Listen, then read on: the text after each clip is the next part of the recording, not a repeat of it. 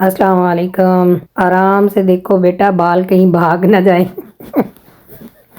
ये खुद ही कंफ्यूज है कि कोडिंग याद हो रही है या चेक हो रही है।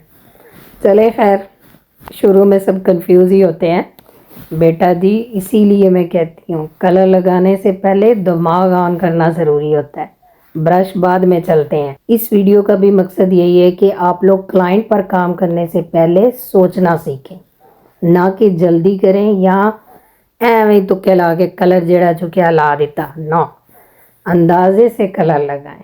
हमेशा पहले बेस लेवल चेक करें, फिर अंडरटोन, उसके बाद कलर का फैसला करें। अब 12.19 कलर लिया गया। अब यहाँ सोचने वाली बात है, आप लोग वॉल्यूम तो पढ़ चुके हैं। 40 वॉल्यूम क्या करता है, हमारे 3 लेवल के हेयर पर 3 लेवल लिफ्ट करेगा। अब 12 जो ट्यूब ली है हमने, तो वो 4 लेवल लिफ्ट करेगी।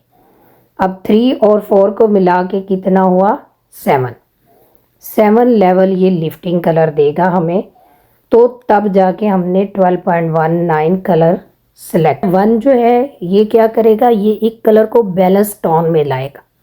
और 9 जो है, जो हमारी दरमियान में अंडरटोन ऑरेंज गुजरेगी, उसको न्यूट्रलाइज करते हुए चलेगा।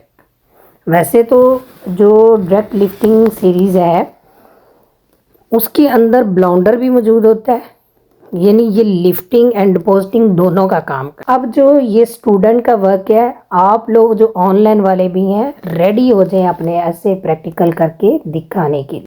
इसी तरह स्विचेस पर काम करेंगे तो कॉन्फिडेंस डबल आएगा। चलें अब देखते हैं कौन वाकई समझ कर काम कर रहा है, कौन सिर्फ नंबर याद कर रहा है। आज का सवाल है कि 12 ट्यूब और वॉल्यूम ने दोनों ने मिलकर कितने लेवल इस कलर को लिफ्टिंग दी। ट्यूब दिखाओ sir, tube tube tube tube. नाम भी बोल अपना। अक्षता स्टान।